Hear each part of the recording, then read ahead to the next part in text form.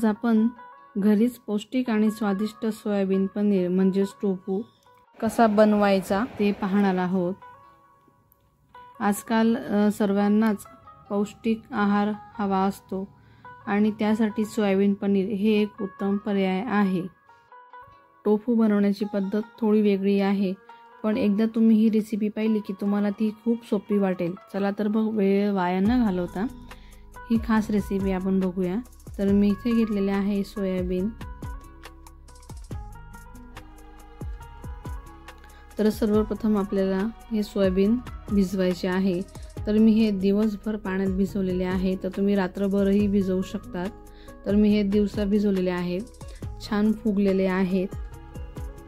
आता त्याची आपल्याला साल काढून घ्यायची। त्याचे साल काढल्याने ते मऊ होतात आणि थोडे त्याचे साल काढणे हे किचकट काम आहे, पण त्यामुळे टोफू अतिशय मुलायम बनतो।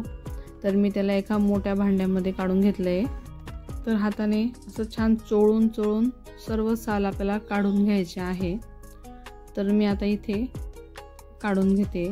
3 ते 4 वेळा पाण्याने चोळून स्वच्छ धुवून वरती जे साल येतात तर ते एका गाळणीमध्ये याचे काढून घ्यायचे आहेत। तर इथे सर्वच साल काढून झालेले आहेत।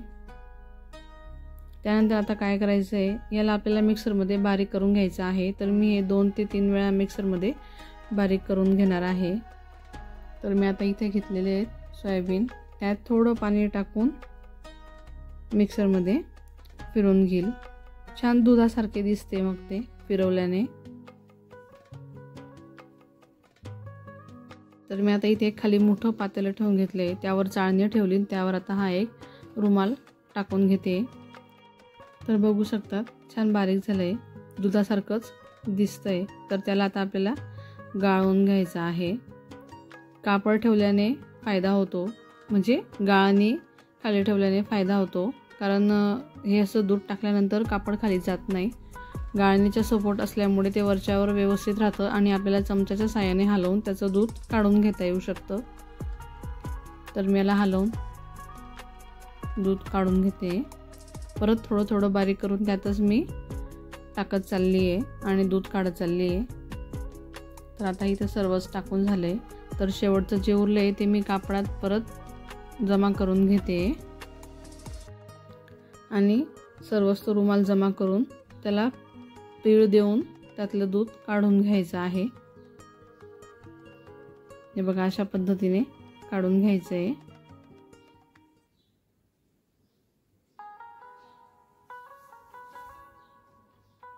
असं दाबून दाबून व्यवस्थित काढून घ्यायचं आहे।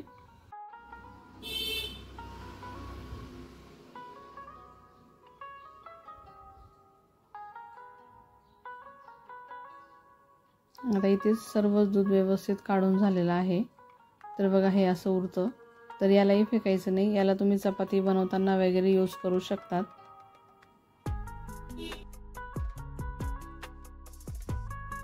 आता मी ते एका पातेल्यात काढून घेते। बघू शकतात छान दूध तयार झालेलं आहे।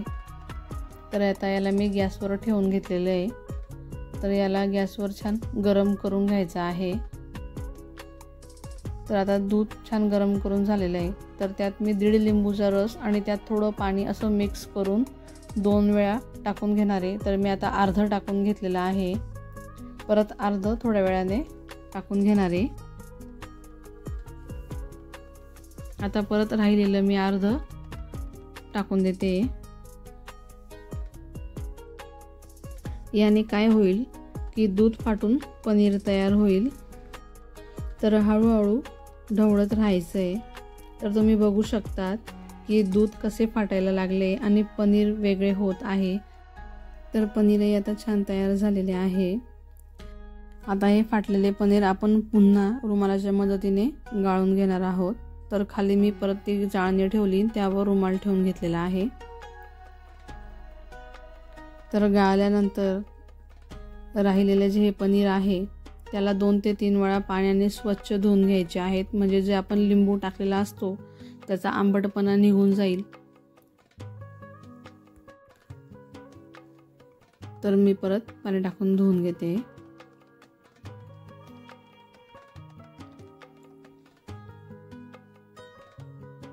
बघू शकतात केवढं पाणी निघालंय। तर मी याला परत रुमालात पॅक करते आणि राहिलेलं पाणी पिळ देऊन काढून घेणार आहे।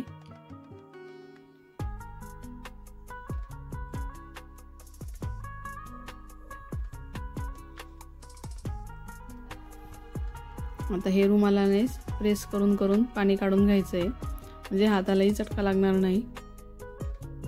हे बघा अशा पद्धतीने काढून घ्यायचं आहे।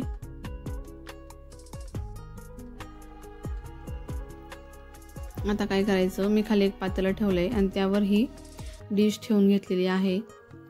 त्या डिशला होल आहेत बारीक बारीक, की त्यातलं पाणी निघून जाईल। त्यानंतर त्यावर एखादी जड वस्तू ठेवून अर्धा तास तसेच ठेवायचे आहेत, जेणेकरून त्यातील अतिरिक्त पाणी निघून जाईल आणि टोफूला छान आकार मिळेल। तर तुम्ही बघू शकतात अर्ध्या तासानंतर मी त्यातलं पनीर काढून घेते। आपल्या घरी बनवलेलं एकदम ताजं आणि पौष्टिक सोयाबीन पनीर म्हणजेच टोफू तयार झालेला आहे। तर मी कापून दाखवते, तर कापतानाच कळतंय की हे पनीर किती मुलायम आणि परफेक्ट झालेले आहे, हे तुम्ही बघू शकतात। टोफू खाल्ल्याने शरीरातील हाडे मजबूत होतात आणि त्यात कॅल्शियमचे प्रमाण खूप जास्त असते। तर जे शाकाहारी आहेत त्यांच्यासाठी तर हा एक उत्तम पर्याय आहे टोफू सोयाबीनचे पनीर। तर मी हे कट करून दाखवले, तर तुम्ही बघू शकतात किती छान सॉफ्ट तयार झालेले आहे। तर हे होते आपल्या घरी बनवलेल्या टोफूची संपूर्ण रेसिपी। तुम्हाला ही रेसिपी कशी वाटली हे मला कमेंट करून नक्कीच सांगा। व्हिडिओ आवडला असेल तर लाईक करा, शेअर करा आणि अशाच नवनवीन रेसिपीसाठी चॅनलला सबस्क्राईब करायला विसरू नका। लवकरच भेटू एका नवीन रेसिपी सोबत। तोपर्यंत खात राहा, आनंदी राहा आणि निरोगी राहा। धन्यवाद।